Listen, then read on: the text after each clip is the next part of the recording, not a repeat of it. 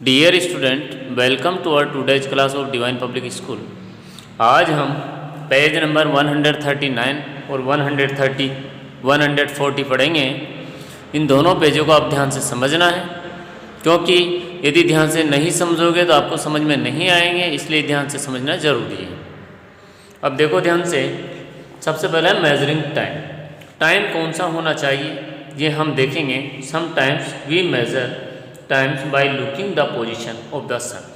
सूर्य की पोजीशन देख के हम टाइम का अनुमान लगाएंगे कि किस तरह सूर्य है। सूर्य की पोजीशन देख के हम टाइम का अनुमान लगाएंगे। तो देखो, व्हेन द सन राइज, जब सूर्य उदय होता है, we call the early morning, उसको हम अर्ली मॉर्निंग कहते हैं। जब सूर्य उगता है ना, उसे क्या कहते हैं हम? अर्ली मॉर्निंग कहते हैं। सूर्य जैसे ही उगेगा, उस सूर्य उगने के टाइम को हम अर्ली मॉर्निंग कहेंगे। देखो ये ध्यान से, ये बच्चा है, बिस्तर मचा भी उठाइए और ऊपर देख रहा है, मतलब सूर्य उगाइए। कुल मिला के इसलिए हम इसको अर्ली मॉर्निंग कहेंगे। When the sun rise we call it early morning, इसको हम अर्ली मॉर्निंग कहेंगे।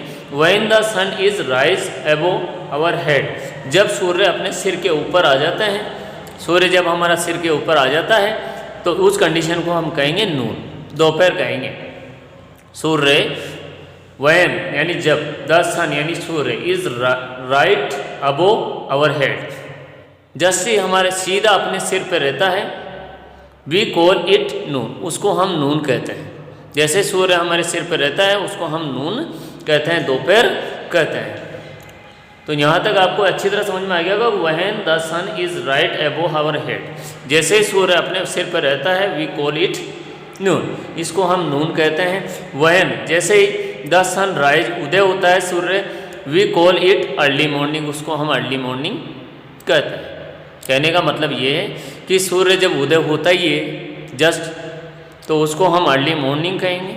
और जैसे ही सूर्य हमारे सिर के ऊपर आता है उसको हम नून कहेंगे। क्या कहेंगे? नून।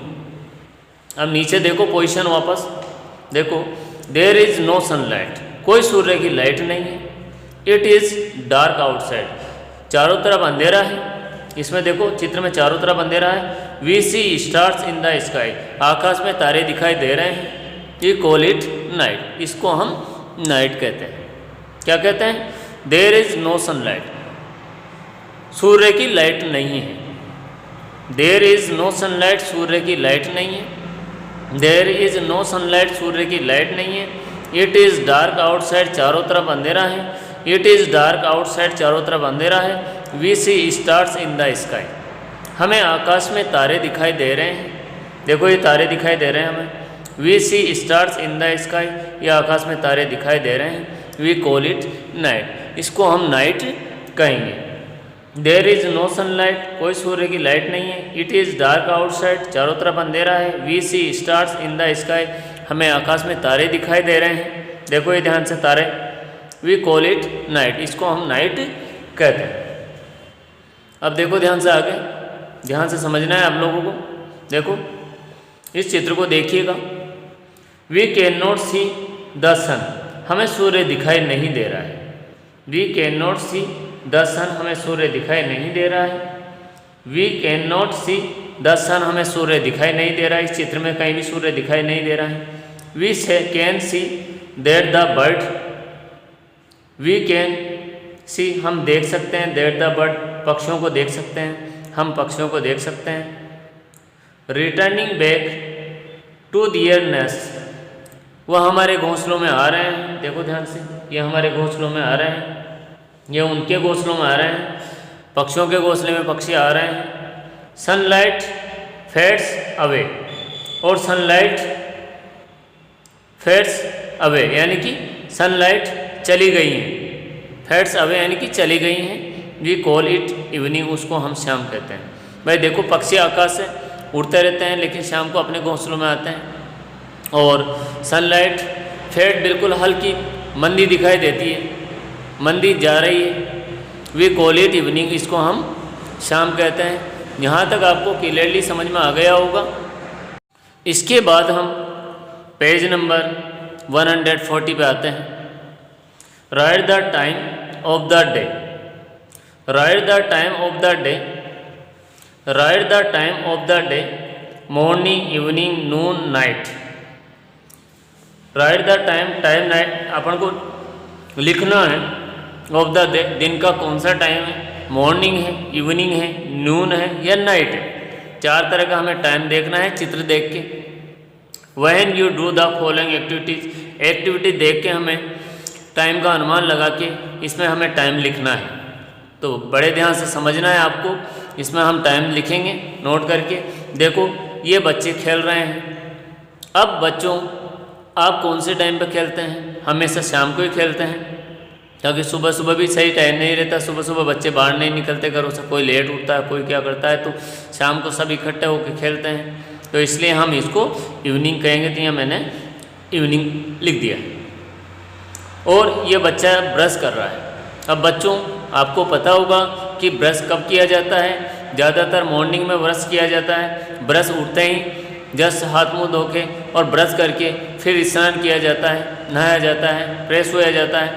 तो यहाँ क्या लिखेंगे हम? सुबह का टाइम है तो क्या लिखेंगे? क्या लिखेंगे? मॉर्निंग। मॉर्निंग लिखेंगे। सुबह के टाइम को क्या कहेंगे हम? मॉर्निंग। ये ब्रश कर रहा है, इसका मतलब सुबह का टाइम है, इसलिए इसको हम मॉर्निंग कहेंगे। अब ये देखो सो रहा है, तो सोते कब हैं बेटा? हम नींद में कब सोते हैं? ज़्यादातर नाइट में ही सोते हैं। तो यहाँ हम नाइट लिख देंगे, NIGHT, नाइट। अब देखो ये बच्चा स्कूल यहाँ है, स्कूल से पढ़ के घर जा रहा है। तो बच्चों आप समझो, आप स्कूल से पढ़ के घर कब जाते हो? मॉर्निंग में जाते हो, यानी सुबह जाते हो, या इवनिंग में घर जाते हो स्कूल से पढ़ के, या नून में जाते हो, या नाइट में जाते हो। तो सभी को पता है दोपहर को छुट्टी हो जाती है, यानी कि नून में छुट्टी हो जाती है, नून में होती है, क्योंकि सुबह तो स्कूल जाते हैं, शाम को कोई स्कूल से आते नहीं है, दिन में आ जाते हैं हम, तो उसको कहेंगे हम नून। इसलिए यहाँ हमने नून भर दिया है। अब नीचे ध्यान से देखना है हमें और ध्यान से समझना है। नीचे क्लॉक दी हुई है, घड़ी दी हुई है। घड़ी को देख करके हमें ऑब्जर्व करना है और ध्यान से समझना है। Observe the face of the clock, घड़ी का फेस देख करके हमें समझना है। नंबर्स फ्रॉम 1 to 12, इसमें नंबर 1 से लेकर 12 तक लिखे हुए हैं। The clock has 2 hands, clock में 2 कांटे हैं, घड़ी में 2 कांटे हैं। द क्लॉक हैज़ 2 हैंड्स, घड़ी में 2 कांटे हैं। The longer hands is the minute hand, जो सबसे लंबा कांटा है वो मिनट का है। Which indicates time in minutes, which indicate time in minutes, minute का कांटा भी टाइम को इंडिकेट करता है, टाइम को इंगित करता है, मिनट को इंगित करता है। The shorter hand is the hour hand, जो छोटा कांटा है वो घंटे का कांटा है। Which indicate time in hours, वह हावर्स में टाइम को इंडिकेट करता है। तो इसमें देखो इस घड़ी के अंदर छोटा कांटा 3 पे आ रहा है, मतलब 3 बज रही है। 3 बज के कितना मिनट हो रहा है? 12 पाते हैं, फिक्स 3 बजती है। तो यहाँ कांटा 12 पे आ रहा है, इसलिए हम कहेंगे कि फिक्स 3 बज रही है। क्या कहेंगे हम? कि फिक्स 3 बज रही है। यहाँ तक आपको अच्छी तरह समझ में आ गया होगा। वीडियो छोटा बना है इसलिए हम 141 पेज भी पढ़ लेंगे। तो रीडिंग द क्लॉक, घड़ी को पढ़ करके हमें टाइम देखना है। देखो ध्यान से, the minute hand is a 12, minute का कांटा 12 पे है, मिनट का कांटा 12 पे है। The hour hand is at 5, और हावर का कांटा 5 पे है, हावर हैंड 5 पे है। तो इसका मतलब हम कहेंगे कि 12 आते हैं, 12 पे मिनट का कांटा आ जाए और इसमें फिक्स आ जाए तो फिक्स 5 बजती हैं। तो इसमें हम कह सकते हैं द टाइम इज़ 5 o'clock। क्या कहेंगे? कि टाइम में 5 बज चुकी है, कि टाइम में 5 बज चुकी है।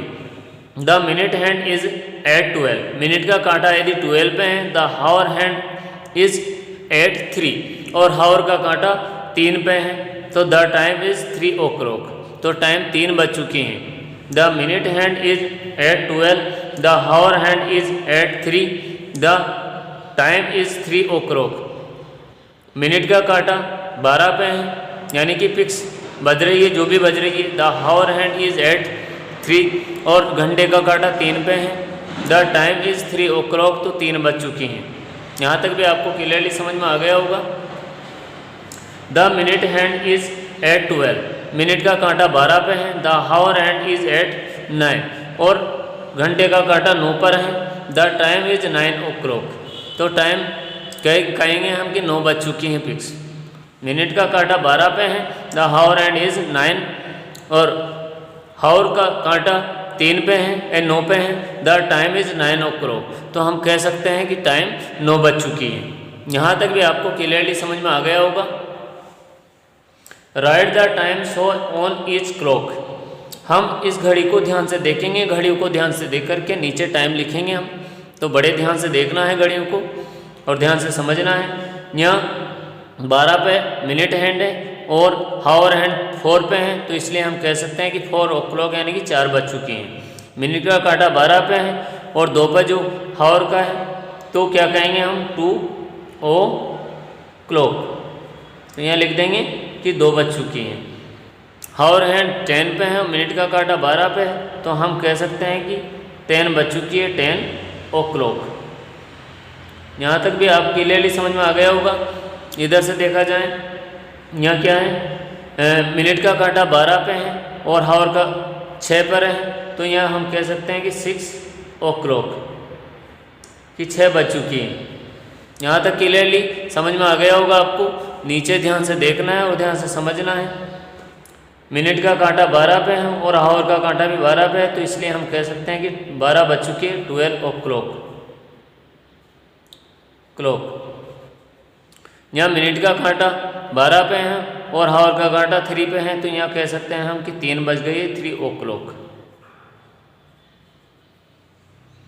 मिनट का कांटा 12 पे है और हावर का कांटा 7 पे है, तो यहाँ कह सकते हैं कि 7 o'clock।